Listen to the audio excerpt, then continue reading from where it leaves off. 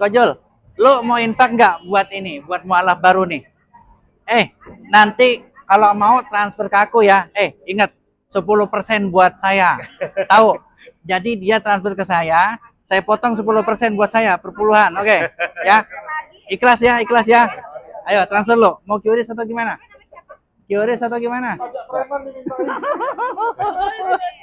Alhamdulillah, kalian bebas 10% dari kami. Semuanya untuk kalian yang diambil ya. Gak usah kasih saya. Bohong. Enggak, jangan kasih saya bohong. Bercanda. Jangan. Ya. Ini saya tambahin. Jadi nggak usah ngasih saya. Saya tambahin. Nah, ya. Jangan ngasih saya, nggak usah. Saya ngeledek Kojul berarti 100% ke gua kok. Nggak usah potong siapa-siapa. Ya, sip. Jam 8 itu paling santer jam 9 saya sudah bangun. Betul. Saya buka Komal, tidak ada apologet yang bangun. Atau mereka sibuk. Mungkin mereka butuh ini. Betul. Kayaknya butuh ini.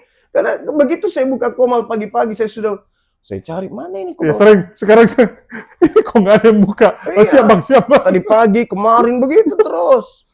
Jadi gimana mau dakwah kita ini bagus? Sementara saya mau solo, jaringan nggak bagus. Gitu. Kita kalah sama Pak Bombom. Nggak ada yang seperti Pak Bombom. Bisa 12 jam, 13 jam sendirian. Iya, betul.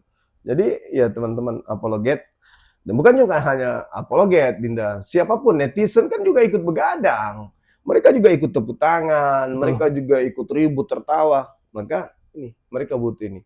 Suplai nutrisi untuk menjaga kesehatan. Ini ada mau madu dan murah. Saya agaknya kaget. Berapa harganya? 40.000. 40.000. Sebanyak ini, Masya Allah. Allahu Akbar. Kenapa murah, teman-teman?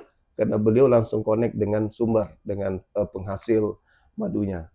Bukan melalui banyak tangga-tangga, tapi langsung di tempatnya. Jadi murah. Jadi teman-teman netizen, silakan pesan madu ini di saudara kita. Di link deskripsi sudah ada juga. Ada di deskripsi ya, sehingga ya kita nonton itu bisa kuat. Percuma juga untuk nanti tidak masuk juga ilmunya kalau gitu.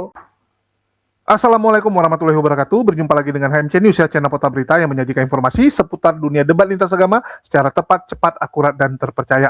Selamat Hari Mualaf buat kita semua teman-teman ya, di mana kita merayakan kemenangan kita di tengah para polikardus yang sedang menderita lantaran stres, lantaran pusing, lantaran kejang-kejang, melihat banyaknya orang yang mendapatkan hidayah.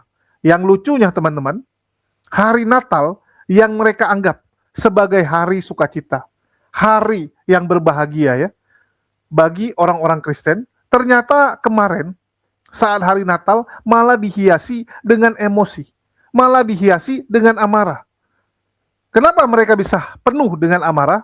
Lantaran mereka pusing, lantaran mereka tidak terima ada yang namanya perayaan Hari Mualaf. Jadi banyak sekali pendeta-pendeta di khotbah Natal kemarin itu mengatakan bahwa ada perayaan yang namanya Hari Mualaf yang mereka sebut sebagai tandingan hari Natal. Di satu sisi kita perlu bangga bahwa ternyata Hari Mualaf yang kita lakukan ini itu bisa dibandingkan dengan yang namanya Natal. Kalau yang namanya dibandingkan tentu saja yang apple to apple ya. Artinya satu pandangan yang sangat tinggi kepada kita tentunya. Satu hal itu yang positif. Kalau itu saya harus katakan positif ya. Artinya mereka memandang Hari Mualaf ini sebagai sesuatu yang sangat luar biasa. Bahkan bisa dibilang dapat mengganggu eksistensi mereka. Itulah kenapa mereka seperti panik teman-teman ya. Seperti panik. Dan di kesempatan ini saya mau sampaikan juga teman-teman. Ini yang cukup menarik nih ya. Ini yang cukup menarik. Di mana kemarin saya dan teman-teman Arimatea serta Yayasan Tionghoa Muslim Inspiration alias TMI, binaannya Ko Ajis, itu mengadakan yang namanya Hari Mualaf di Masjid Al-Ittihad Kota Tangerang. Jadi Masjid Al-Ittihad ini adalah masjid rayanya Kota Tangerang, di mana pada acara tersebut dihadiri kurang lebih totalnya 90-an mualaf, teman-teman. Jadi kita undang 100 mualaf, yang hadir 81. Dari 100 yang diundang, 81 hadir. Plus 11 orang mengucapkan 2 kalimat syahadat. Masya Allah, luar biasa ya. Dan yang paling luar biasa, teman-teman, di sini saya mau sampaikan ya. Bagi teman-teman mau nonton videonya bisa dicek di Jadid HMC. Di Jadid HMC yang lama ya. Yang lama, teman-teman. Itu sudah pulih channelnya, jadi kita pakai lagi. Tetapi di sini kita akan tampilkan adegan-adegan yang luar biasa, video-video yang berbeda tentunya, di mana saya mendokumentasikan beberapa hal yang cukup menakjubkan. Yang pertama, teman-teman harus tahu ya, bahwa kegiatan Hari Mualaf ini itu diadakan dengan budget yang benar-benar pas-pasan, teman-teman. Ini saya harus acungi jempol buat teman-teman Arimatea dan juga Tionghoa Muslim Inspiration. Ya, saya acungi jempol, 4 jempol nih, 2 tangan dan 2 kaki. 2 lembaga ini, 2 yayasan ini, teman-teman, dengan segala keterbatasan dapat mengadakan acara yang Masya Allah luar biasa. Luar biasa sekali, teman-teman. Jadi kalau acara besar, acara hebat, itu udah biasa, teman-teman. Udah biasa. Tetapi dengan modal minim, dengan budget minim, bisa adakan acara sebesar ini baru pertama saya lihat. Jujur ya, saya terkejut, saya takjub, teman-teman. Karena saya tahu berapa anggarannya gitu kan. Saya tahu betul, teman-teman. Kalian bayangin, dengan segala keterbatasan, bahkan bisa jadi teman-teman yang nonton debat ini, banyak yang nggak tahu apa itu Arimatea. Apa itu Tionghoa Muslim Inspiration. Kurang terdengar gaungnya di dunia medsos. Jadi biar kalian tahu, teman-teman ya, antara medsos dan dunia nyata, ini kadang-kadang nggak nyambung gitu. Nggak nyambung. Saya ambil contoh ya, saat kemarin kita di acara tersebut membahas tentang bagaimana maraknya diskusi lintas iman yang ada di media sosial saat ini. Yang ada di YouTube, ada di TikTok. Banyak orang nggak tahu. Banyak orang tidak mengenal yang namanya debat lintas iman. Jadi mereka baru tahu saat kemarin kami sampaikan. Oke? Dan begitu juga, yang biasa pergerakan di dunia nyata, kadang-kadang tidak diketahui di medsos. Ini biar kalian tahu ya, Arimatea tuh gila, teman-teman. Saya termasuk yang tipikalnya tuh bisa tidur di mana saja. Bisa makan apa saja, teman-teman ya, yang penting halal. Istilahnya makan yang pinggir jalan pun, yang paling pinggir jalan pun saya bisa makan. Tetapi Arimatea itu gila, teman-teman. Mereka tuh bisa sampai benar-benar ya, tidur di jalan pun jadi. Yang penting perjuangan. Yang penting lillahi ta'ala. Begitu juga dengan Ko Ajis ya. Ko Ajis kalian suruh tidur di paret juga tidur dia, teman-teman ya. Yang penting ada tempat untuk tidur, dia tidur. Kalau saya jujur ya, belum sampai selevel itu, teman-teman. Saya masih pilih-pilih tempat tidur. Kalian kasih saya penginapan, hotel bintang 1, nggak apa-apa gitu. Tapi kalau suruh tidur di jalan kayak gitu, saya nggak sanggup, teman-teman. Jujur ya, ini saya jujur-jujuran. Jadi saya takjub melihat mereka dikasih biaya berapapun, itu jadi. Jadi itu barang, teman-teman. Masya Allah. Dan Alhamdulillah ya, mereka adakan acara yang luar biasa sekali. Dan tentu saja ini semua tidak bisa terjadi tanpa support penonton HMC ya. Ini nggak mungkin terjadi tanpa support penonton HMC yang menyediakan souvenirnya. Jadi untuk santunan itu berasal dari Bank Muamalat yang mensponsori untuk santunan kepada para mualaf.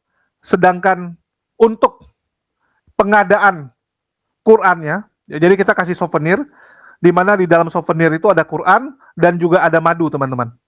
Ada Qur'an dan madu. Adapun yang memberikan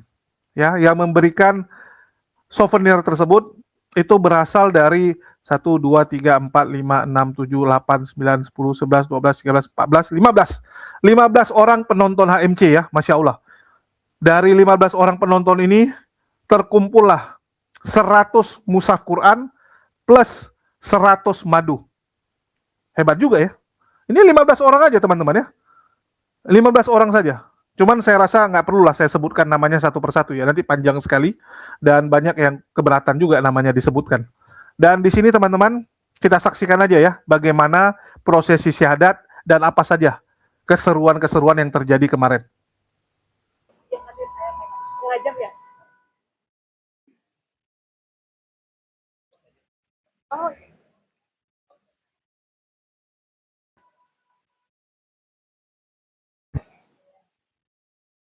dua ya.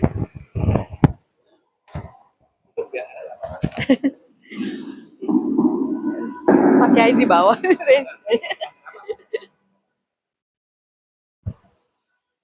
Bismillahirrahmanirrahim.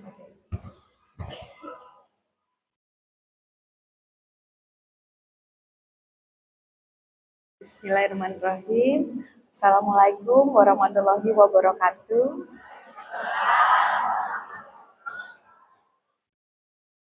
Ya. Alhamdulillahirrahmanirrahim. Wassalamualaikum ala asrofil anbiya'i wal mursalin. Nabiyina wa habibina Muhammadin. Ala asrofil anbiya'i wal mursalin. Wa ala alihi wa sahbihi ajma'in. Alhamdulillah, selamat untuk pertama kepada saudara-saudara yang sudah berani ya mengambil keputusan untuk menjemput hidayah itu gitu ya. Mungkin banyak orang sekarang yang sebenarnya sudah dapat hidayah, tapi mungkin nggak punya keberanian seperti 12 saudara-saudara kita di depan ya. Mungkin masih banyak pertimbangan seperti itu, tapi hari ini Masya Allah gitu ya, kalau saudara-saudara kita ini diberikan keberanian untuk bersyahadat. Ya, saya jadi ingat sekitar 5 tahun lalu saya juga bersyahadat di usia 36 tahun, Pak Kiai. Itu posisi anak 3. Suami itu pendeta muda di gereja, gitu ya. Nah, saya pastinya mendampingi beliau ya untuk konseling, pernikahan dan sebagainya, anak muda dan sebagainya. Kalau kenal saya yang dulu, rasanya ndak mungkin ada di masjid seperti sekarang dengan pakaian seperti sekarang gitu ya. Bisa dibilang dari saya remaja sampai saya kuliah, akhirnya menikah pun dengan hamba Tuhan ya sebutnya dulu. Ini juga ya boleh. Ya. Oh iya. Ya, izin melanjutkan lagi ya. Nah, itu kayak tidak mungkin ya, tapi buat Allah kan tidak ada yang tidak mungkin ya. Dan memang hidayah itu hak prerogatifnya Allah ya. Allah paling tahu siapa yang mau menerima hidayah, gitu ya. Benar tadi kata Pak Ustaz, kalau kita orang-orang yang beruntung, ibu-ibu, bapak-bapak yang dari lahir sudah sebagai muslim, alhamdulillah gitu ya, ngumpulin pahalanya udah banyak banget ya dari lahir gitu ya. Kita baru dihitung mulai sekarang ya. Alhamdulillah dosa-dosa juga dihapuskan ya, mulai lagi dari nol gitu. Jadi alhamdulillah saya senang kalau diundang kajian ini, walaupun saya belum ustazah, masih jauh ilmunya Pak Kiai. Cuma saya senang kalau saya bisa berbagi lagi kisah itu, nggak hanya buat menguatkan Bapak Ibu, tapi juga buat diri saya sendiri. Kadang mengukur saat itu seperti apa waktu syahadat. Jadi mungkin hidayah tiap orang beda-beda ya. Ini penasaran sebenarnya Bapak Ibu nih jalan masuk hidayahnya tuh dari mana gitu. Kalau saya itu tahun 2020, kalau kita ingat lagi masa pandemi COVID. Nah, kalau dijadiin judul buku, mungkin bukunya namanya Dari COVID Menuju Tauhid. Gitu ya. Nah, jadi saya ini latar belakangnya tadi saya di kesehatan, saya tugas di dinas kesehatan. Nah, saat itu kita lagi menggalakkan, ayo pakai masker, gitu ya, Bapak Ibu ingat ya, masker juga harganya lagi mahal, ya. Terus nggak boleh jabat tangan, kalau ketemu yang lain begini aja, gitu ya. Terus harus rajin cuci tangan. Nah, saat itu saya lagi ngelihat perempuan memakai niqab ya, waktu itu saya kok nggak tahu mata saya tuh kayak diarahkan melihat beliau gitu saya perhatikan beliau, ketemu kenalannya bukan mahram ya, jadi beliau nggak jabat tangan, beliau pakai niqab seperti pakai masker, saya pikir gitu ya. Terus belum waktunya sholat beliau wudhu lagi, mungkin batal wudhunya, beliau jaga wudhu gitu. Terus saya tertarik untuk mempelajari Islam, tapi dari sisi kesehatan, manfaat wudhu, Masya Allah ya, itu berapa titik di tubuh kita, di syaraf-syaraf kita itu yang ke-trigger ya, apa ya, yang jadi aktif ketika kita berwudhu. Kemudian manfaat gerakan sholat, mulai dari berdiri, takbiratul ihram sampai salam, itu semua manfaat buat kesehatan. Belum sunah-sunahnya gitu ya, bapak-bapak harus ke masjid subuh-subuh ya, itu kadar ozon paling tinggi itu di jam subuh bapak-bapak. Jadi kalau sekarang baru rame terapi ozon, Masya Allah, Rasulullah udah ajarkan sejak dulu ya. Kemudian kenapa kita sholat duha, di keutamaannya di jam-jam 9, jam 10. Itu hormon stres paling tinggi itu di jam 9, 10 itu. Bapak Ibu, mau yang kerja, mau yang di rumah, ibu-ibu, itu udah pusing ya Bu, nyiapin nanti siang masak apa ya, gitu ya. Nah, itu kenapa ada penelitiannya ketika orang sholat duha di jam segitu 9, 10 itu ya, itu hormon stresnya, hormon kortisol namanya, itu langsung turun. Nah, jadi awal masuknya hidayah saya itu justru malah dari yang seperti itu gitu ya. Nah, sampai mungkin kalau pernah dengar kesaksian mualaf-mualaf lain, ada yang prosesnya panjang kodon itu kalau nggak salah 5 tahun ya. Kok Aziz ya, itu kalau nggak salah beliau 5 tahun. Saya ini pergumulannya itu 2 minggu. Mungkin bagi sebagian besar orang kayak cepet banget 2 minggu gitu ya. Tapi buat saya itu 2 minggu terlama. Terlama kenapa? Karena kita biasa udah refleks ya, lihat makanan berdoa, mau pergi berdoa, mau tidur berdoa gitu ya. Karena saya udah mulai ragu melakukan yang lama, jadi saya nggak berdoa sama sekali. Mau lakukan yang Islam yang baru belum bisa, belum diajarin, belum nanya juga ya, nggak sensitif ya di keluarga saya, keluarga besar saya maupun suami saat itu. Nggak mungkin saya cerita kalau saya tertarik dengan Islam gitu ya. Kalau saya cerita sedikit, mantan suami saya kadarullah sudah meninggal ya, itu beliau akan bilang, kamu lagi deket sama siapa gitu ya, kok nanyainnya tentang Islam seperti itu ya. Di rumah saya itu sudah ada kitab-kitab suci agama lain, tapi hanya Al-Quran yang belum pernah saya buka. Kalau di gereja dulu ada kelas kristologi, jadwalnya tiap hari Senin saya ingat. Itu saya paling berangkat ke gerejanya jadi males. Ada pelajaran Islamologi, itu hari Senin.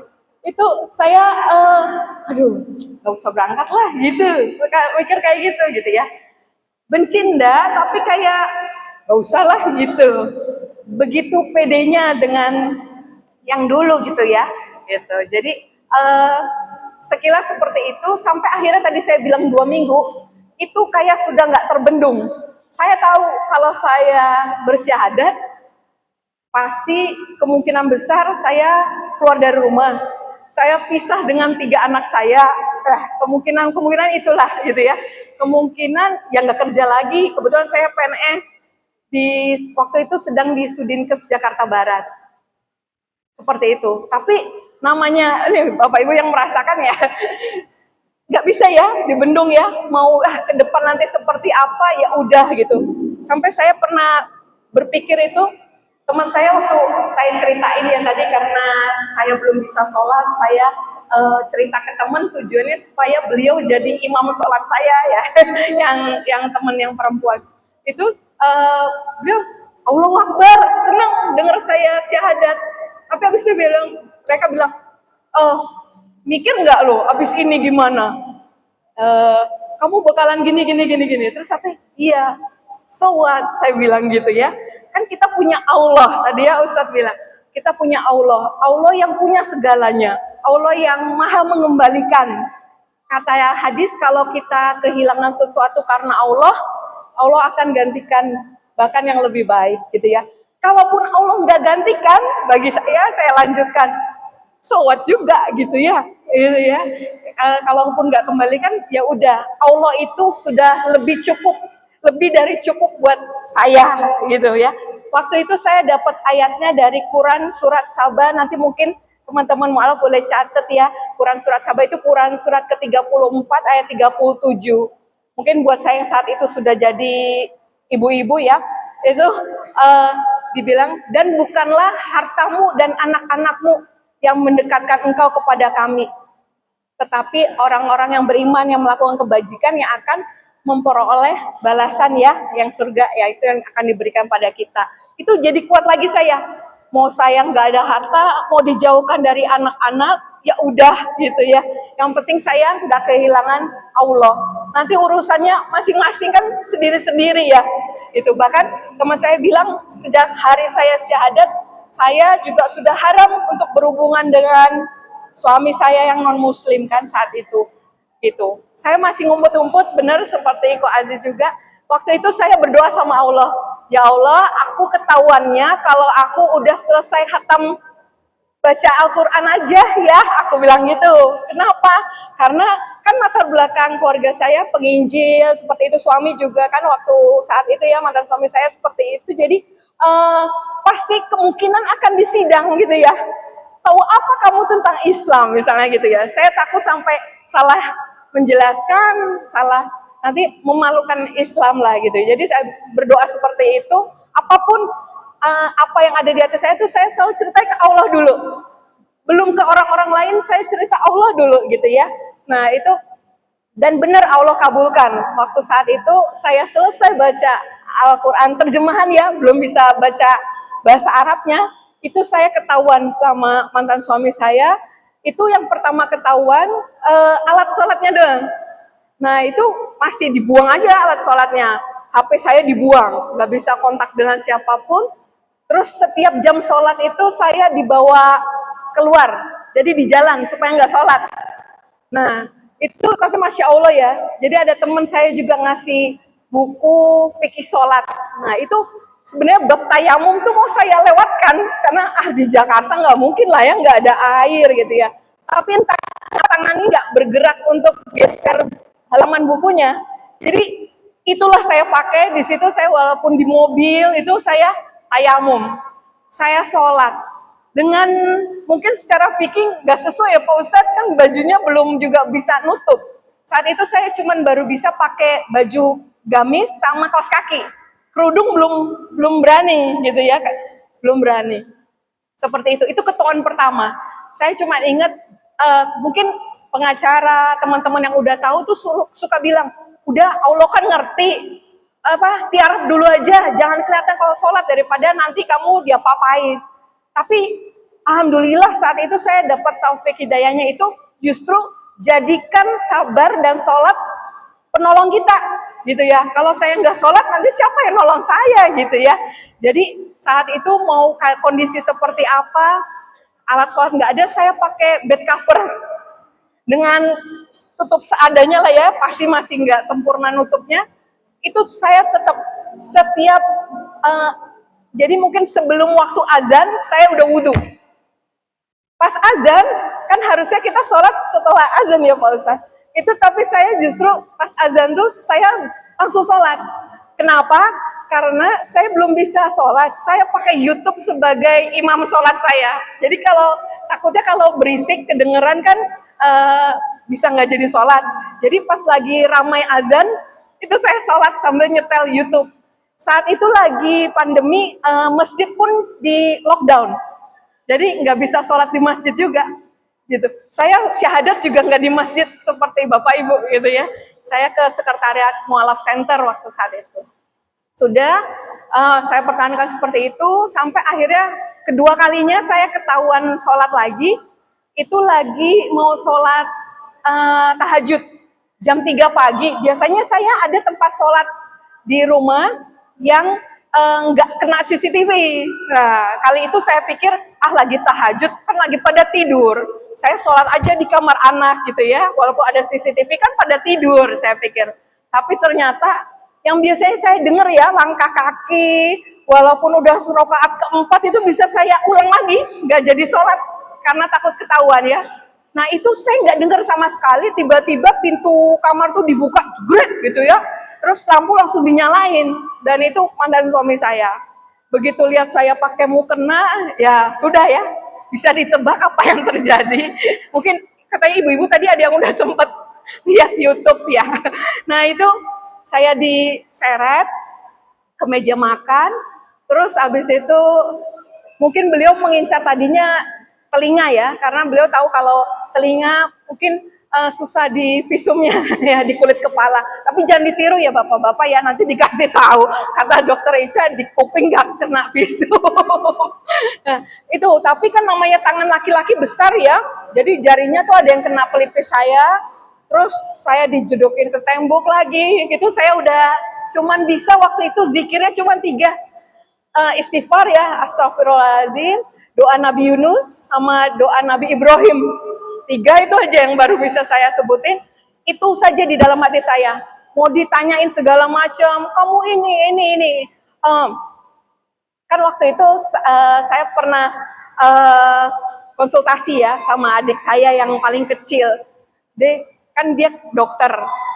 Saya bilang, kamu pakai referensi yang terakhir kan kalau baca buku, sumber-sumber gitu. Iya dong, the latest one, saya bilang gitu. Iya, that's why kenapa saya sekarang mengikuti Nabi Muhammad, Nabi terakhir yang syariatnya paling sempurna, seperti itu. Terus kata dia, oh nanti kalau ada Nabi lagi kamu pindah agama lagi, katanya gitu ya. Nah itu yang saya, mantan suami saya waktu itu tanyakan, itu kamu yang the latest one itu. Gitu. Tapi saya diam aja. Kemarin kamu berdoa ke siapa? Yang ngasih mujizat kamu siapa? Saya diam aja ya. Dan itu lagi bulan Ramadan. Jadi saya waktu itu dikasih minum, itu nggak saya telan. Saya pikir saya udah nggak tahajud, udah nggak sahur, udah nggak sholat subuh, masa iya batal puasa. Jadi saat itu saya dikasih minum, udah didoa-doain ya minumnya, dibilang saya kemasukan setan kan. Nah itu tapi nggak saya minum, terus sambil ya udah saat itu saya pasrah ya. Saya dibawa ke rumah mertua saya, di situ juga dipukulin lagi paha saya gitu ya. Nah terus pas pulang, mungkin beliau kelelahan ya, mantan suami saya tidur, saya mandiin anak. Waktu mandiin anak, saya nggak ada ya kepikiran, habis ini mau tak laporin polisi aja ini KDRT gitu ya. Nggak ada pikir gitu. Cuman waktu itu mandiin anak, tiba-tiba mbak di rumah bilang, Bu di depan ada polisi katanya. Nah polisi itu bilang, Bu tadi ada keramaian sebelum subuh katanya gitu. Ada apa? Iya Pak, tadi suami saya marah tahu saya masuk Islam. Bapak pulang aja Pak, nanti saya dimarahin, saya bilang gitu. Tapi polisinya nggak mau pulang. Ibu diapain aja? Enggak Pak, saya nggak apa-apa Pak. Tapi ternyata lebih jeli polisi ya. Di sini katanya ini saya mulai hitam, bibir saya mulai hitam, memar-memar gitu. Terus ada polwan juga meriksa badan saya di sini. Saya masih ada bekas ruas jari, bekas pukul gitu ya. Jadinya itu akhirnya ya jalan Allah ya. Itu hari itu juga BAP, saksi-saksi dari mbak saya, tetangga yang mungkin yang dengar, itu lengkap. Berita acara tuh kan alat buktinya harus 2 ya kalau nggak salah, minimal 2 alat bukti, itu lengkap. Sampai akhirnya ada panggilan dari kejaksaan buat mantan suami saya. Di situ beliau yang tadinya mungkin arogan ya, sebelumnya sempat bilang, kamu harus balik lagi ngajarin anak-anak ayat hafalan Bible gitu ya. Kalau enggak saya rela masuk penjara karena bunuh kamu gitu ya. Nah bahkan yang kedua kali saya ketahuan itu beliau bilang enggak hanya saya yang dibunuh, tapi anak-anak juga ikut dibunuh gitu ya. Nah itu di situ Masya Allah gitu ya. Itu karena panggilan kejaksaan itu mantan suami saya tiba-tiba luluh gitu ya. Dia bilang terserah kamu seperti apa gitu, tapi tolong laporan KDRT-nya dicabut gitu ya. Jadi saya akhirnya bisa berpisah dengan beliau karena memang nggak mau ikut dengan kami. Dan saat itu yang saya tadinya udah siap ya, saya pikir saya bakal berpisah dari anak-anak, tapi sampai hari ini ya, alhamdulillah, satu detik pun Allah nggak pernah pisahin saya sama anak-anak gitu ya. Kan dibilang di surat Al-Baqarah kalau Allah nggak akan memberi ujian melebihi kemampuan hambanya. Mungkin saya gaya banget ya ngomongnya, nggak apa-apa sebatang kara ya asal ada Allah. Tapi kan mungkin Allah tahu ya, ini nggak kuat nih kalau nggak sama anaknya gitu ya. Jadi nggak dikasih seperti itu. Terus mungkin masih ada waktu ya, sedikit lagi. Ya, ada lagi ujian pertama saya itu selain seperti itu ada KDRT, saya juga kena penipuan masker. Nah, yang tadi saya bilang harganya sempat mahal, 500.000 kalau nggak salah sebox. Ada tiba-tiba pasien saya yang nawarin harganya 180.000. Nah, tapi memang harus pesannya kayak minimal 100 box gitu. Saya bilang, oh nggak apa-apa kan teman-teman banyak dari rumah sakit, puskesmas. Saya kumpulin itu total pesanannya berapa box saya lupa, tapi totalnya itu 378 juta. Nah, itu saya nggak ngambil sepeser pun.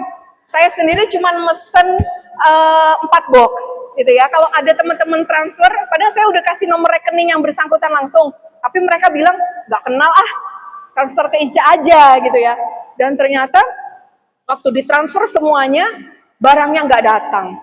Saya dilaporin polisi, dianggap termasuk sindikat penipuan masker dan sebagainya. Saya harus nggantiin uang teman-teman itu.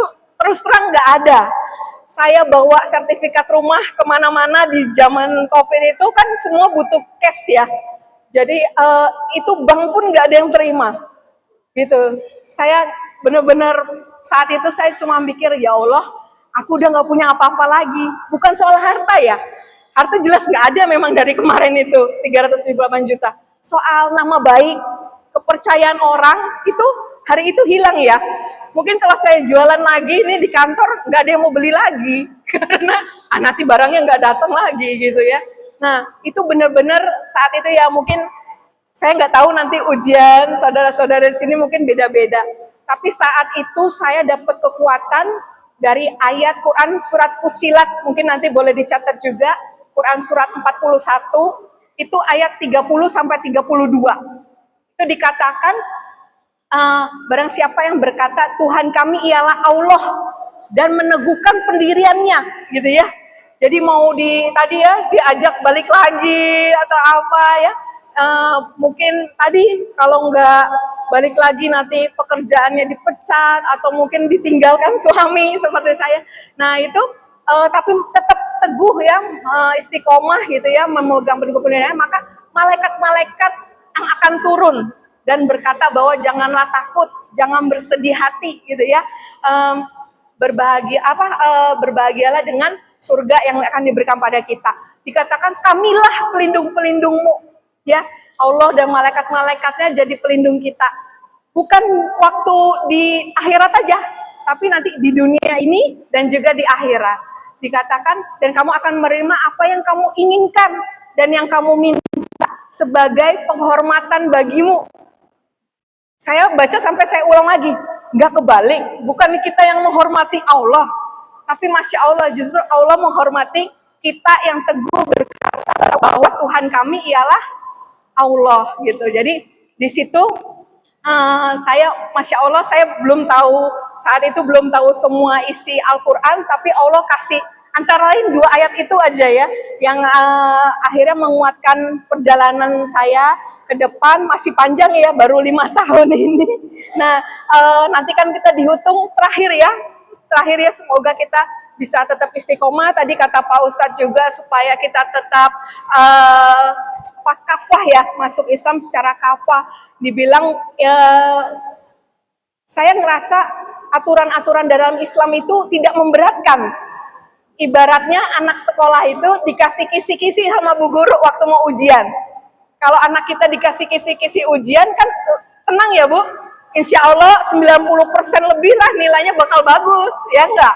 Nah, saya ngerasa aturan Allah itu tadi kayak Ko Aziz juga bilang, kalau istiqomah itu bukan berat, mindsetnya harus diganti. Istiqomah itu justru nikmat, gitu ya. Kenapa? Tadi asal Islam itu kan asal katanya salamah. Jadi itu artinya selamat. Asal kita ikut aturannya, insya Allah selamat, gitu ya. Dan emang Islam ini saya rasa memang agama fitrah kan.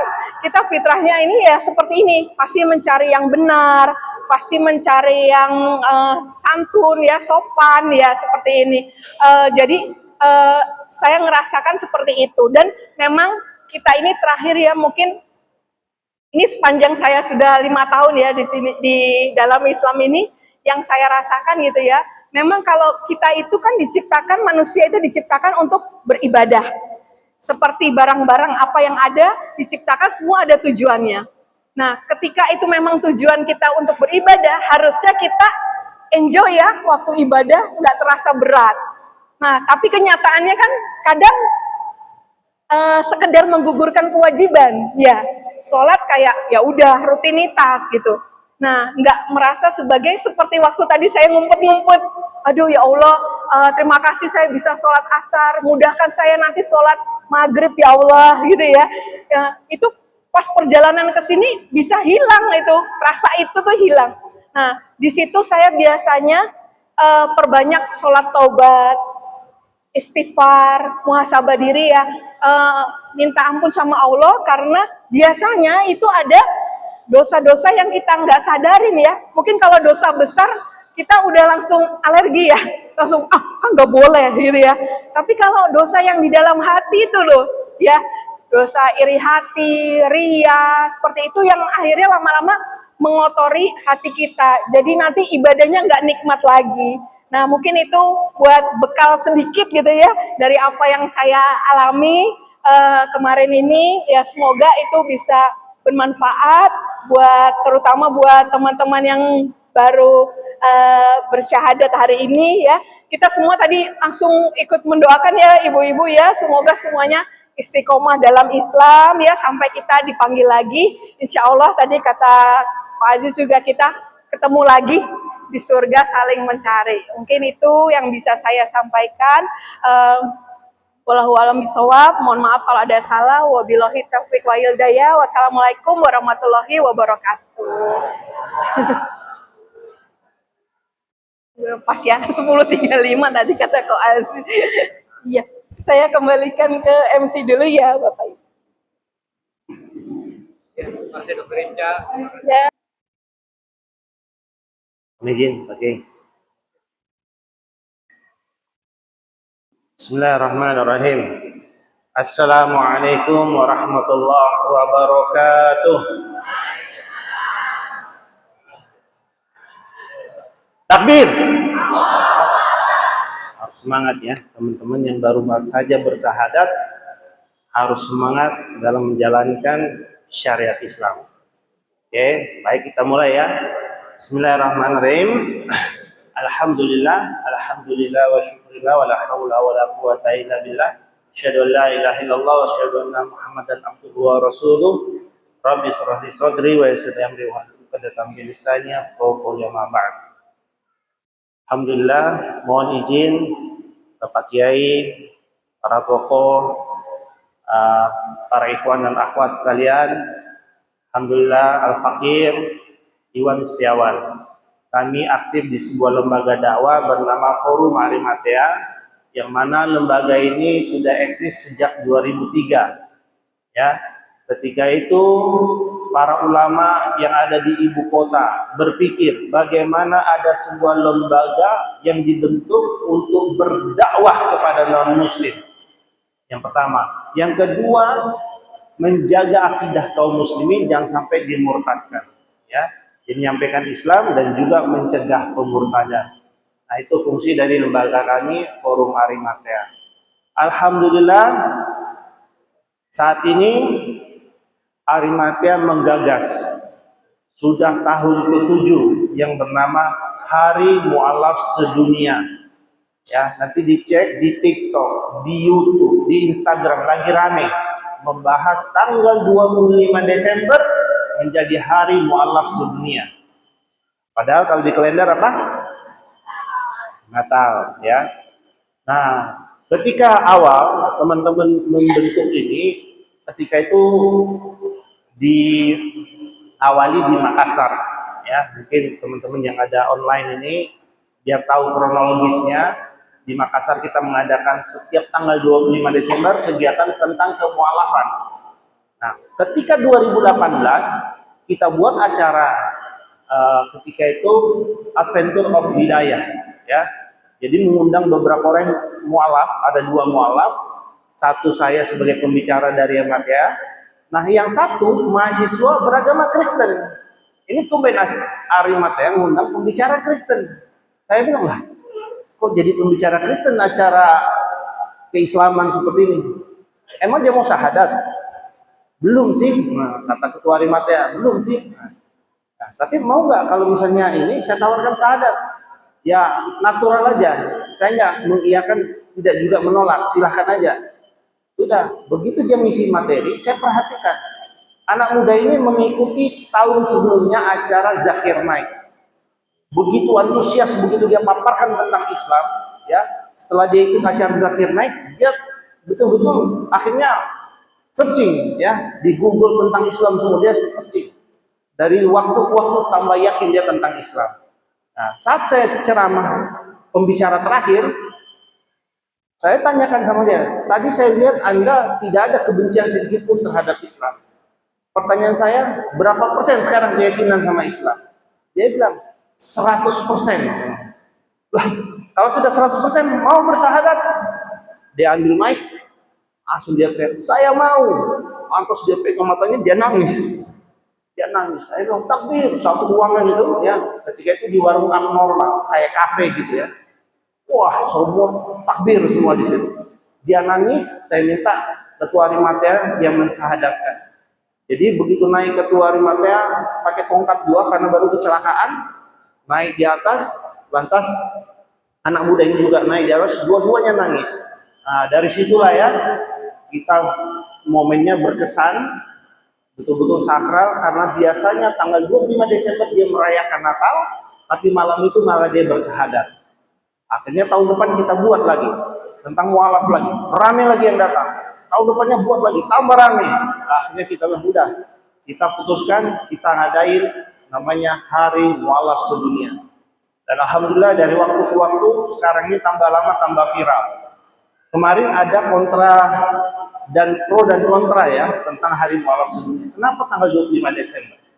Kenapa nggak tanggal-tanggal lain? Ada 365 hari. Kenapa harus tanggal 25 Desember? Masya Allah. Dari beberapa literasi yang disampaikan dengan beberapa pejuang-pejuang apologet Islam menjelaskan. Salah satu Bang Zuma. Ada yang kenal Bang Zuma? Bang Zuma ini apologet Islam, debaters Islam, ya, yang jadi ikon di TikTok, ya.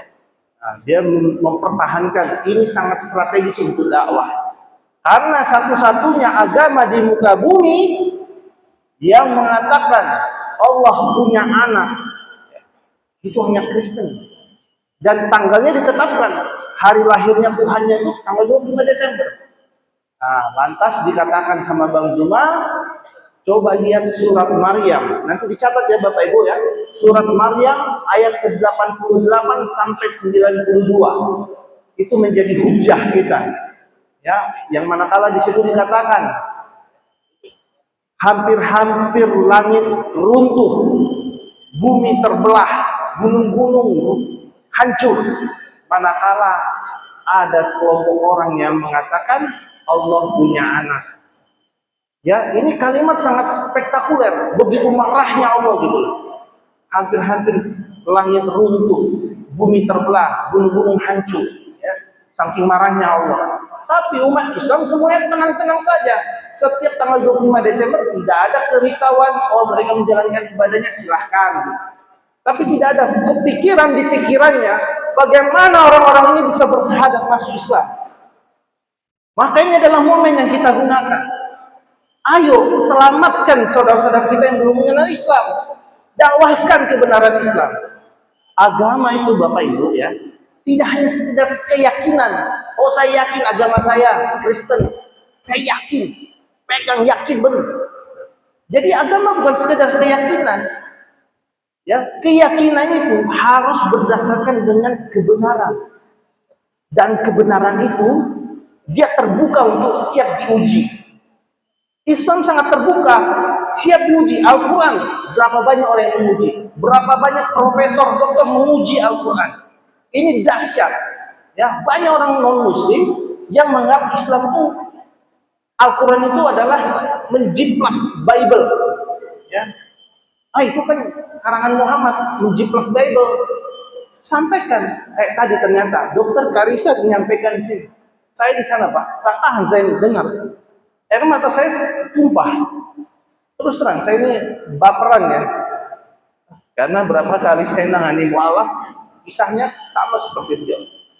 Syukurlah bapak-bapak tadi masuk Islam belum ada tekanan yang kuat dari keluarga. Ya.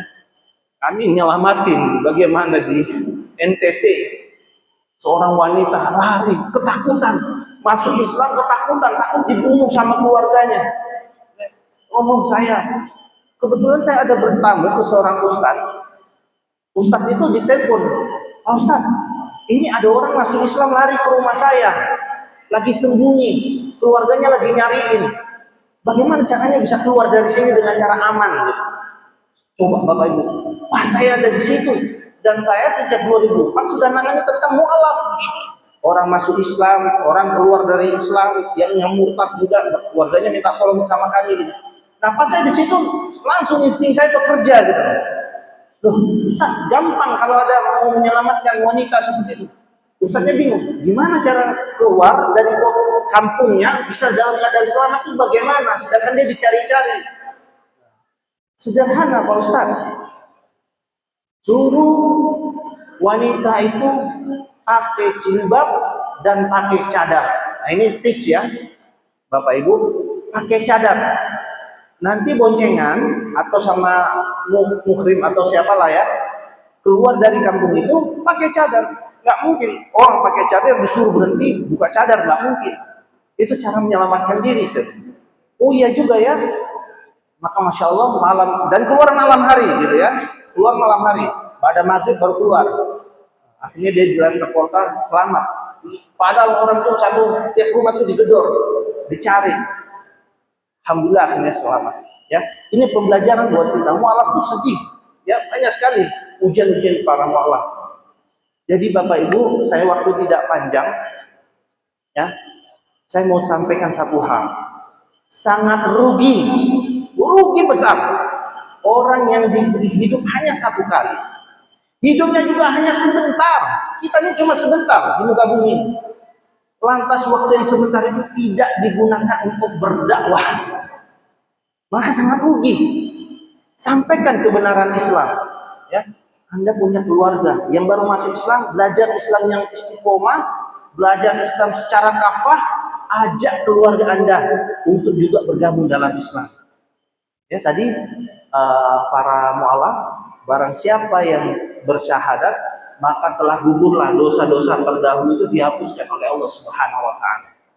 Jadi kosong, tapi depositonya banyak, deposito pahalanya masih banyak, tidak dihapus. Dosanya yang hapus, pahalanya dari kecil sampai sekarang masih ada, depositonya banyak. Nah, jadi teruslah belajar, ya, nambah ilmu, manfaatkan waktu berdakwah, ajak orang kepada Islam. Sebagaimana para sahabat dulu, ketika mereka masuk Islam, belajar sungguh-sungguh di Madinah, lantas pulang ke kaumnya, mengajak kaumnya untuk masuk dalam Islam secara berbondong-bondong. Ya, yang Chinese ajak kabilahnya, dakwah kabilah yang dipopulerkan oleh Kohlu ya. Saya kalau keliling sama beliau, satu metodenya beliau yaitu mengajak orang berdakwah kabilah, dakwah kabilah. Masuk Islam, ajak kabilahnya, ajak sukunya, ajak keluarga besarnya ke dalam Islam.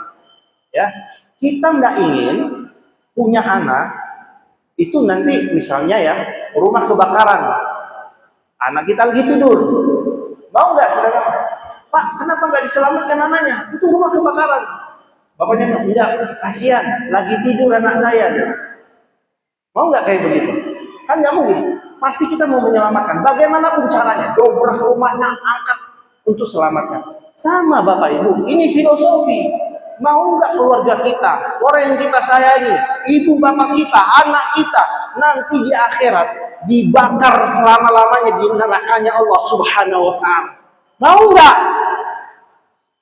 Kalau kita nggak mau, selamatkan Pak. Punya fikir, seorang mualaf itu punya fikir bagaimana menyelamatkan keluarga besarnya, menyelamatkan orang yang telah melahirkannya, ya, darah dagingnya.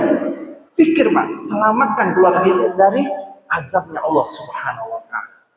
Jadi ini kesempatan ini kami mengajak semua, jadilah kita sebagai dai-daiyah, ya, orang yang punya kepedulian terhadap agama Islam. Silahkan tadi, kebenaran itu siap diuji, ya, Al-Quran itu siap diuji. Bagi yang baru mu'alaf ini mungkin belum tahu dahsyatnya Al-Quran. Al-Quran itu satu-satunya kitab suci di muka bumi yang bisa dihafal oleh jutaan manusia dari berbagai suku bangsa, berbagai macam bahasa, tapi jutaan manusia bisa menghafal Al-Quran. Kalau dia bukan mukjizat, nggak mungkin bisa. Profesor paling cerdas, paling pintar dari Yahudi saja, suruh baca satu lembar kitab sucinya, suruh hafal, tidak akan bisa. Ya, kitab sucinya. Kenapa? Tulisan tangan manusia. Tapi Al-Quran dari Allah. Ya, di situ dahsyatnya Al-Quran. Silahkan nanti belajarlah Al-Quran dari waktu ke waktu. Nah, kebetulan saya juga nulis buku ya tentang The Secret Fadilah Al-Quran, rahasia keutamaan Al-Quran, yang mana di sini full color, full warna saya buat sehingga untuk seluruh usia cocok, senang. Kenapa? Ringan, ya, satu halaman satu dalil tentang Al-Quran. Banyak hadis-hadis tentang Al-Quran yang umat Islam sendiri tidak pernah mendengarnya. Ya, barang siapa yang menghafal Al-Quran, dia bisa memberikan syafaat 10 anggota keluarganya. Manakala bapak ibunya masuk neraka, ya, tapi masih dalam hatinya ada kalimat la ilaha illallah, masuk neraka nih, tergelincir misalnya, dia bisa kan memberikan amnesti, bisa memberikan pembelaan, orang tuanya masuk ke dalam surganya Allah Subhanahu wa Ta'ala. Saya akan kasih hadiah ya. Saya kasih pertanyaan. Antum yang kasih pertanyaan? Ya. Yang mualaf ya, mualaf. Coba angkat tangan yang mualaf. Supaya dapat buku ini ya. Di bawah ada bukunya, yang mau beli ada di bawah. Tapi ini saya kasih gratis. Ya, silahkan diperebutkan. Tambah sama kaos. Oh, ada kaos juga, insya Allah. Mualaf, ada berapa jumlah ayat Al-Quran yang pede? Jumlah ayat Al-Quran, Ibu, total jumlah ayat Al-Quran berapa? Gak berani, ada yang berani? Oh ya, ya, sini Pak. Ya, bukan 6666 ya, 6666 ayat, bukan. Seperti yang beliau bilang ini, diulang. Berapa Pak? Sebut. 6.236 ayat. Ya, betul ya. Agak sini Pak, biar diambil kamera. Oh ya, siap. Ya, gitu. Pilih baju atau buku? Baju. Pilih baju atau buku? Buku. Masih ada lagi. Oke ya, silakan. Selamat Pak ya. Oke, jazakallah khair. Ya, satu lagi.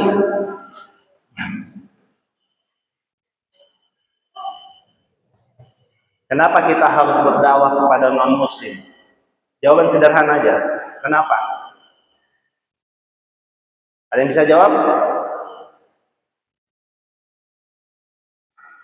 Ya, dakwah pada non-muslim itu wajib buat kita ya.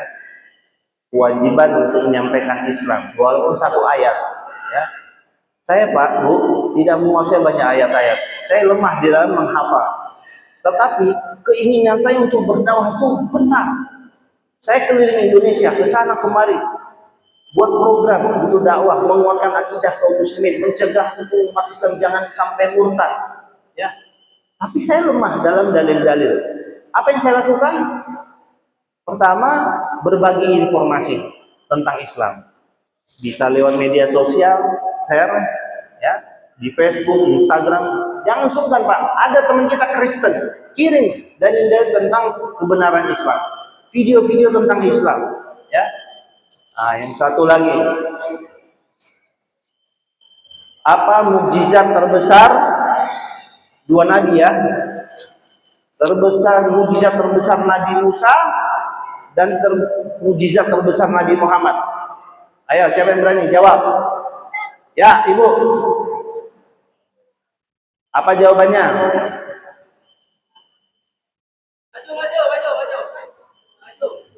Apa jawabannya? Maju.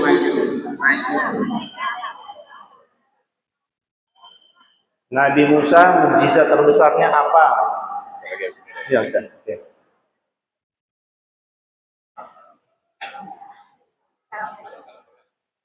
Ada ini? Nabi Musa mungkin tulisannya kitab Taurat, Nabi Muhammad Al-Quran. Belum tepat. Membelah Lut Ya. Terus Nabi Muhammad? Al-Quran. Oh ya, betul ya. Ini tinggal ada baju ini nih. Kalau perempuan, ya. Oke, satu lagi pertanyaan buat perempuan ya. Apa tadi ya? Apa tagline forum Arimatea? Apa? Tagline forum Arimatea. Tagline-nya apa? Ayo, tagline forum Arimatea. Dari tahu? Sampaikan. Ayo. Ada yang tahu nggak? Ibu, ya Ibu. Sampaikan Islam cegah pemurtadan. Astagfirullahaladzim. Oke, Bapak Ibu, betul kayak tadi Ibu bilang, mukjizat terbesar Nabi Musa itu membelah lautan. Nabi Muhammad jangankan lautan, ya nanti bisa dilihat ya. Nabi Muhammad itu pernah membelah bulan. Pernah dengar nggak? Rasulullah mukjizatnya pernah membelah bulan, dan itu 2 kali. Hadis Bukhari itu 2 kali Rasulullah membelah bulan. Ya. Bagi orang sekarang, masa, mana mungkin, ya. Tapi coba lihat nanti di Google ya. Bahkan NASA ke antariksa sana memeriksa, ternyata mereka memutuskan bulan ini pernah terbelah. Dan waktunya kalau dilihat dari lempengan-lempengan batuan itu, mereka menyatakan sudah 1400 tahun yang lalu. Ya. Nah, jadi Masya Allah ini ya. Tapi bagi umat Islam, membelah bulannya Rasulullah itu bukan mukjizat terbesar. Mukjizat terbesar Rasulullah adalah Al-Quran. Ya, maka sebentar lagi kita menyambut Ramadan. Mulai sekarang semangatkan diri kita untuk terus berinteraksi dengan Al-Quran. Mungkin itu saja Bapak Ibu. Mudah-mudahan bermanfaat. Kurang lebihnya saya mohon maaf. Billahi taufiq wal hidayah. Assalamualaikum warahmatullahi wabarakatuh.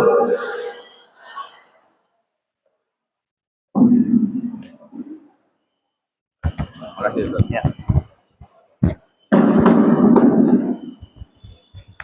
Masya Allah, jazakallah khairan kepada Ustaz Dewan yang sudah menyampaikan materinya hari ini. Insya Allah ya, banyak sekali yang bisa kita ambil dari apa yang Bapak sampaikan.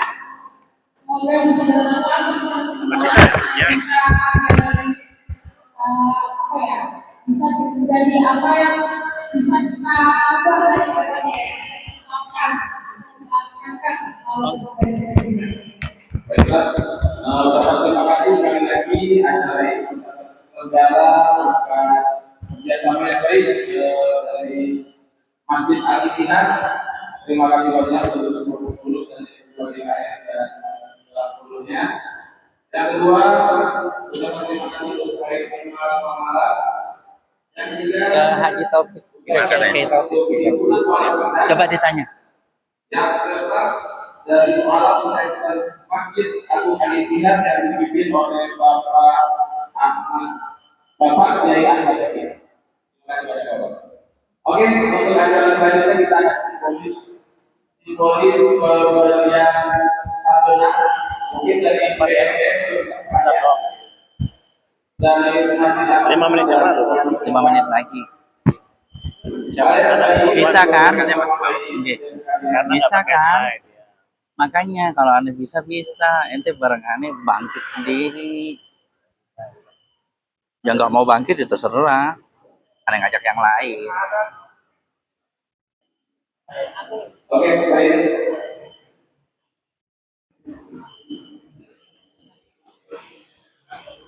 Yang hijau, yang hijau.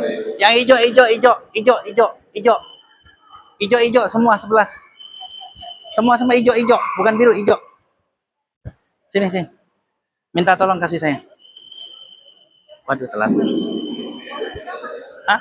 Kapan? Nanti. Kesini so. Kiai. Ini Kiai. Di bawah.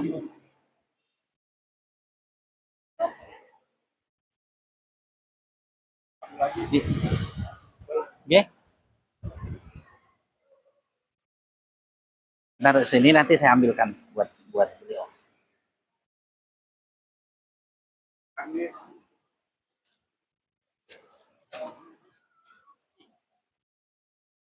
Ya mungkin pada jamaah bisa sambil bersama. Ini pembelian sertifikat. Aku. Diwakilkan.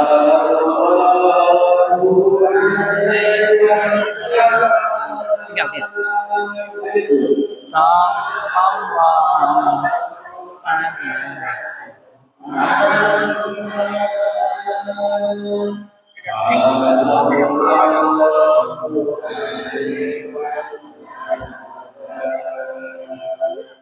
Agung.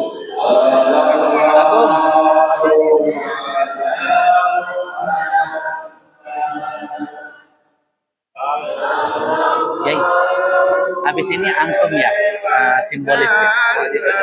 Saya saja sendiri, oh jangan. Oh ya.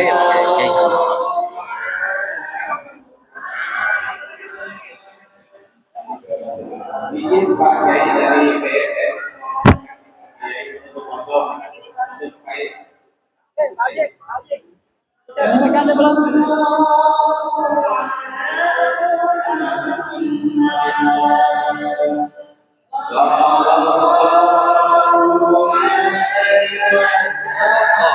Nanti kasih kita bagi penumpang yang Saya dulu. jamaah lain, jamaah yang lain juga. Oh, enggak. Insyaallah, coba ya. Ini sesi terakhir pun. Saya coba. Sudah. Afan, pembagian bingkisan G. Sudah. Bagi para mualaf yang bersyahadat harus bersyahadat. Iya. Kiai, simbolis Kiai Ujat ke salah satu mualaf. Simbolis ke salah satu mualaf. Siapa? Terserah. Iya, simbolis. Ke salah satu mualaf, Kiai. Nah, simbolis.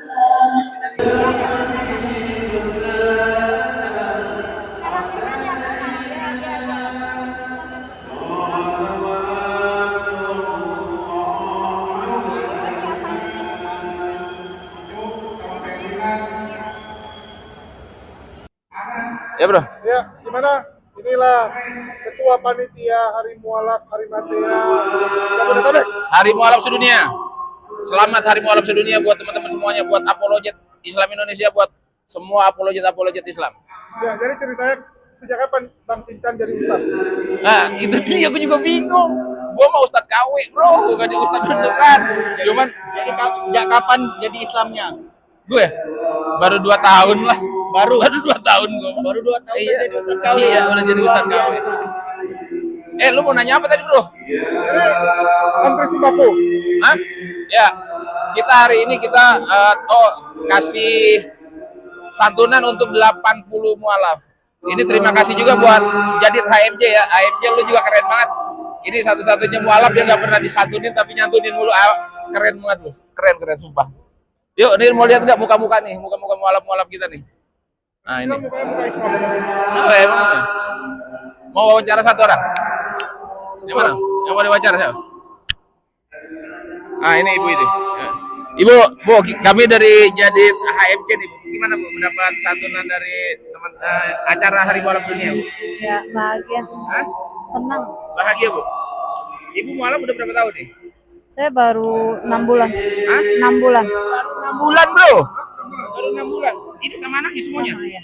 Satu keluarga? Iya. Allahu Akbar. Orang apa Jawa? Ciben. Oh, Cumi. Iya, Cina Benteng. Iya, bapak saya masih Muslim, keturunan Oh, Muslim. Oh, dulunya berarti dari agama? Dari agama Buddha. Dari Buddha, bro. Kita cari yang dari Kristen, bro. Oke, terima kasih. Ini ada yang dari Kristen, Bu, nggak nih? Ya, siapa yang dari Kristen? Dari Kristen. Ibu udah berapa lama, Bu? Masuk Jadi Islam mualaf, ya. udah 3 tahun. 3 tahun, bro. Udah 3 tahun, Bu. Gimana dengan acara ini? Senang gembira. Senang ya? Iya. Bro, katanya, bro. Kita tanya lagi nih. Ini ada yang mualaf baru nggak nih di sini nih? Udah lama? Udah lama? Ada mualaf baru nggak nih?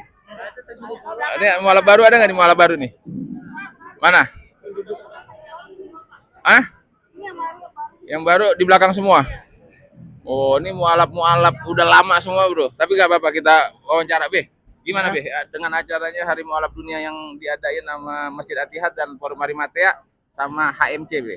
Wah, saya sangat bangga dan hati saya merasa sangat senang aja. Senang, Intinya saya merasa hati saya itu merasa damai. Oh. Ketemu rekan-rekan, terutama kita punya sahabat baru, Oke. saudara baru. Oke. Itu Ya, aja. makasih, Be ya. Iya. Dulu dari agama apa? Tadinya Buddha. Oh, Buddha. Oh, banyak Buddha, bro. Ya, bisa Buddha. Orang Benteng, Sewan. Oh, Cina Benteng? Iya. Mukanya nggak ada Cina Benteng ya? Oh, ini Tangerang begini. Iya. Cina-Cina Tangerang kayak gini semua. Oke, siap. Yuk kita wawancarain yang baru mualaf, mau nggak, bro? Yuk, sebentar ya. Yang baru mualaf yang mana ya, Pak? Oh, ini baru mualaf. Ah, bro, ini baru mualaf, bro.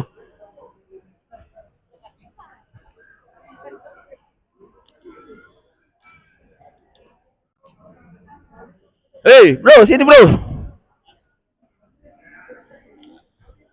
Ah, ini buat teman-teman buat jadid HMC ini ada mualaf-mualaf baru kita nih. Ini mualaf yang baru bersyahadat di Masjid At-Tihad di acara Hari Mualaf Dunia. Ah, ini Bapak ini, Pak. Gimana, Pak? Bapak siapa namanya, Pak? Sama Bapak Ahmad. Bapak Jadinya, Ahmad. iya Ahmad jadinya. Pak, kenapa Bapak bisa pas banget nih, Pak, bersyahadat di Hari Mualaf Dunia di Masjid At-Tihad yang diadain sama Forum Marimatea dan HMC nih, Pak? Ikut orang tua. Oh, ikut orang tua. Iya, orang tua semua, Mas. Ini satu keluarga, Pak? Keluarga. Oh, bisa pas banget di tanggal 25 Desember. Iya. Kenapa nih, Pak? Dipilih hari yang tepat. Pilih yang tepat. Bapak saya ngikut. Dia milih hari yang tepat pas banget di hari 25 Desember maunya. Dulunya agama apa, Pak? Dulunya agama Kristen. Oh, Kristen. Ini Cina Benteng juga. Iya. Kalau ini matanya masih ada dikit. Oke. Semua nih Mana, Pak? keluarga. Mana keluarganya? Ini Ini siapa? orang tua. Ini orang tua. Iya. Bapak juga baru syahadat sekarang juga? Enggak, Jumat kemarin. Oh, udah Jumat kemarin. Iya. Berarti Ini sekarang- anak nyusul istri. ini yang pada nyusul semuanya. Iya. Dan satu keluarga. Ini Bapak Sudah tadi. udah Syahadat ya. hari ini? Hari ini, tanggal 25 Desember. Oh, 25 Desember jadi Bapak jadi mualaf ya di acara Hari Mualaf Dunia. Oh, keren. Lanjut. Siapa lagi ini? Agung. Ya. Alhamdulillah. Ini? Alhamdulillah. Nama siapa, Pak? Agung. Agung. Arun. Iya. Ini baru mualaf juga hari Baru ini? mualaf hari ini, Pak. Oh, banyak banget mualaf. Kenapa milih menjadi mualaf, Bro? Iya, karena ngikut orang tuanya keluarga semua biar pro gitu, Pak. Oh, biar Bro, jadi katanya biar pro katanya, Bro. Oke. Ini mualaf ini baru juga. Ya? Enggak, kemarin sama Bapak. Oh, kemarin sama Udah, Bapak. kemarin ya. Oke. Nah, ini Baru. baru. Hmm. Ah, ini masih ada Cina ini, Bu. Iya, ini masih Cina mata nih. Ini dari Kristen dulu ya? Iya. Kristen apa? Tionghoa. Hah? Tionghoa. Kristen Tionghoa. Iya. Tionghoa apa tuh? Cina. Cina. Oh, Kristen Cina. Kristen Cina. Namanya Junceng. Kalau saya Junceng. Oke. Katolik. Pentakosta. Berarti udah Islam Udah sekarang ya? Islam. Mantap. Allahu Akbar bilang. Allahu Akbar. Hehe. Ibu ini sekarang. Nih, Ibu nih. Ibu ikut-ikut apa Pak? Gimana nih mau masuk Islam nih? Sama satu keluarga ini. Iya. Jadi satu keluarga kompak buat masuk Islam gitu ya? Iya. Sama si ibu juga belakang. Ini saya orang tuanya. Yang tadi Bapak. Oke.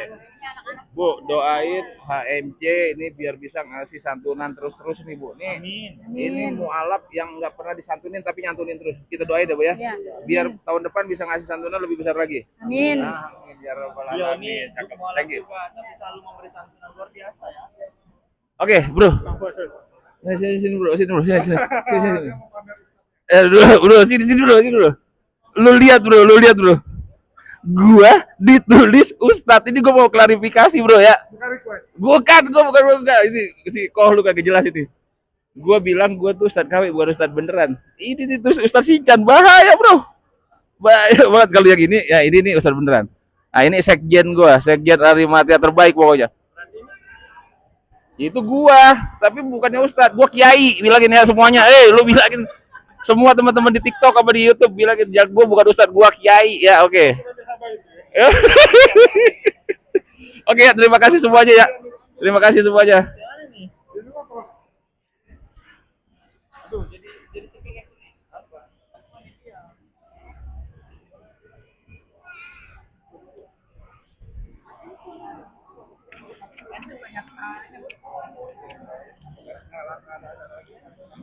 Lihat nih ada logo. Logo kita lah itu.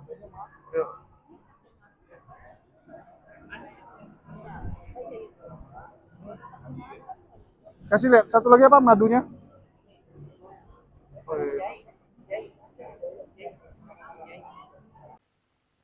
Oke, teman-teman sudah saksikan ya. Itu luar biasa sekali. Dan sekali lagi, saya berterima kasih buat partisipasi penonton-penonton yang ada di HMC yang sudah mensukseskan acara tersebut. Masya Allah, kalian semua luar biasa teman-teman. Dan kedepannya tentu saja ya, akan ada acara-acara lain, tentu saja ada kegiatan-kegiatan lain yang akan terus kita lakukan dalam upaya membentengi saudara-saudara kita dari ancaman para polikardus yang terus membujuk rayu teman-teman kita, saudara kita untuk murtad. Kita akan lawan pendangkalan akidah yang terus dilakukan oleh kaum sebelah, teman-teman. Begitu juga dengan yang turun ke lapangan. Jadi ada beberapa agenda yang sudah kita rencanakan dalam waktu dekat tentunya, teman-teman. Jadi mohon doa dan mohon supportnya. Dan sekali lagi ya, saya juga meminta teman-teman untuk mendukung pergerakan yang dilakukan oleh Tionghoa Muslim Inspiration, dakwah kabilah yang dilakukan oleh Koajis, begitu juga dengan pergerakan yang dilakukan oleh lembaga Arimatia. Masya Allah, mereka luar biasa teman-teman. Cuman kurang kadang-kadang support dari netizen gitu. Karena mungkin netizen nggak kenal. Karena mungkin penonton-penonton pada yang nggak tahu. Apa itu? Nggak pernah dengar gitu kan. Padahal mereka di lapangan tuh gila teman-teman. Gila sekali yang mereka lakukan di lapangan. Mereka tuh mati-matian. Dan ya itu, mereka lillahi ta'ala teman-teman. Jadi tanpa disorot pun, ya mereka nggak cari popularitas, nggak peduli ada yang tahu apa yang mereka lakukan atau tidak, mereka jalan teman-teman. Ini yang saya salut. Karena zaman sekarang kita lihat ya, banyak orang itu hanya mencari popularitas, hanya mencari eksistensi. Ngangkat sampah cuma sekali. Ya, ngangkatnya cuma sekali teman-teman. Tapi di fotonya sampai 100 kali. Foto angle sini, foto angle sana kan. Biar waktu diposting, buat divideokan, kelihatan keren. Seakan-akan dia kerja paling banyak. Banyak orang yang seperti itu sekarang. Biar kesannya kerjanya paling banyak. Tapi Arimatea, Tionghoa Muslim Inspiration, gila. Mereka nggak peduli yang seperti itu. Mereka jalan teman-teman dengan keterbatasannya, dengan segala yang mereka miliki, mereka go. Ini yang saya salut. Ya, saya sampaikan bagi teman-teman jangan lupa untuk didukung. Ya, jadi mereka ini adalah lembaga yang nggak kalah keren dengan yayasan-yayasan yang lain yang mungkin teman-teman sudah kenal. Oke, sekian dari saya. Makasih buat semuanya. Di akhir kata saya ucapkan wassalamualaikum warahmatullahi wabarakatuh. Sampai jumpa di konten-konten kita berikutnya.